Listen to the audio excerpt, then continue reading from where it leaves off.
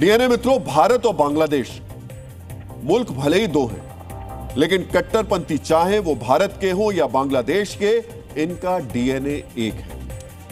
अगर इनका डीएनए एक नहीं होता तो हिंदुस्तान में रहकर हिंदू को धर्म देखकर मारने की धमकी नहीं दी जाती।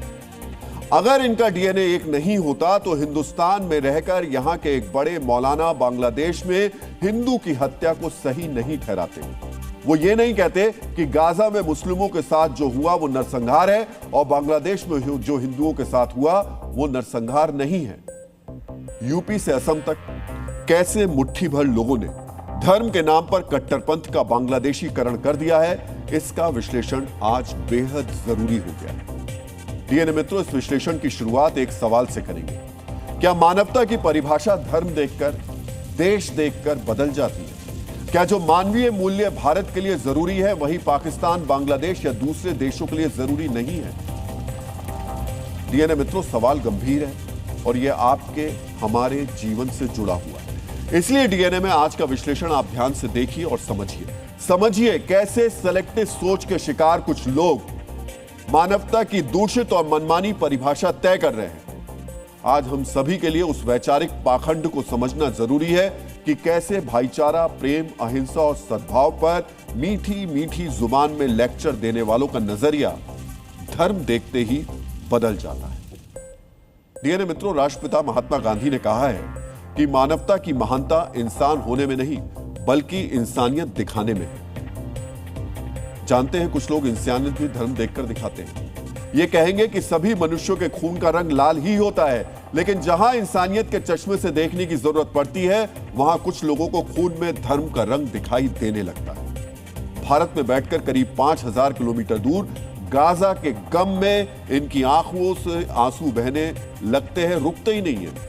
लेकिन जानते हैं, महज 1500 किलोमीटर दूर जब बांग्लादेश में कट्टरपंथी निर्दोष दीपू चंद्र दास की लिंचिंग करते हैं, बीच सड़क पर उसकी बर्बर हत्या करते हैं, शव को लटकाकर आग लगा देते हैं, तो इन सेलेक्टिव सोच वाले विचारकों के लिए मानवता की परिभाषा एकदम बदल जाती है। सिर्फ परिभाषा ही नहीं बदलती है, जब इन्हें याद दिलाया जाता है कि मानवता हिंदू मुस्लिम नहीं देखती है तो ये कहते हैं भारत के हिंदुओं को बांग्लादेश से क्या मतलब। इस मानव विरोधी, एक पक्षीय, सेलेक्टिव और दूषित सोच के प्रतिनिधि हैं मौलाना साजिद रशीदी।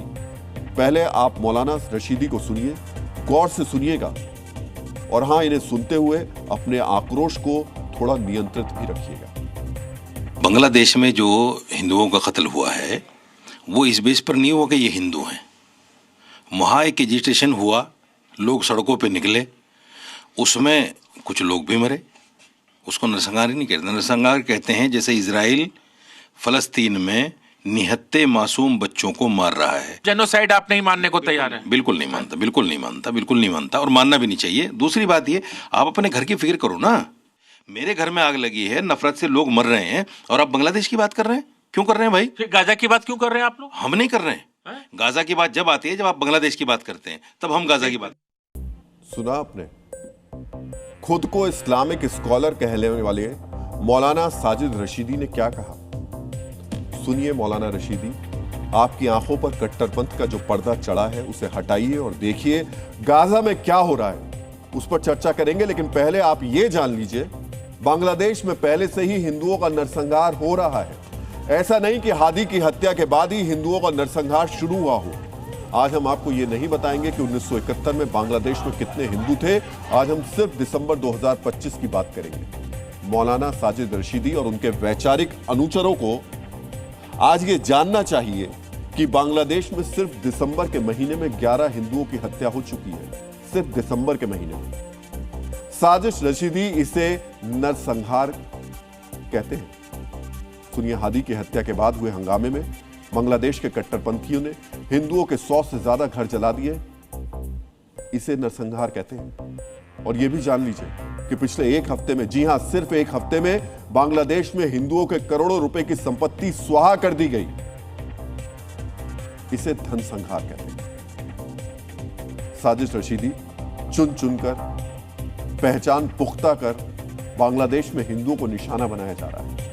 पूरी दुनिया को बांग्लादेश में हिंदुओं का नरसंहार दिख रहा है। अमेरिका, ब्रिटेन जैसे देशों के सांसदों ने इस पर नाराजगी जताई है। लेकिन पता है साजिद रशीदी, आपको ये क्यों नहीं दिख रहा है? क्योंकि आपकी सोच में कट्टरपंथ की मिलावट है। दुख होता है देखकर कि आपकी जैसी सोच रखने वालों के दिमाग में नफरत की मात्रा कितनी ज्यादा है, और यह देखकर ज्यादा दुख होता है कि परोपकार को सर्वोच्च भाव मानने वाले भारत भूमि पर ऐसी सोच भी मौजूद है। डीएनए मित्रों, गुरुदेव रविंद्रनाथ टैगोर ने कहा है कि मानवता वह है जो हमें एक दूसरे से जोड़ती है, ना कि विभाजित करती है। लेकिन साजिद रशीदी और उनके जैसे सेलेक्टिव कट्टरपंथी सोच रखने वालों ने मानवता को भी विभाजित कर दिया। साजिद रशीदी ऑल इंडिया इमाम एसोसिएशन के अध्यक्ष हैं। सोचिए, बड़े मौलाना हैं, इसलिए इनकी कही बातों को गंभीरता से लेने की जरूरत है।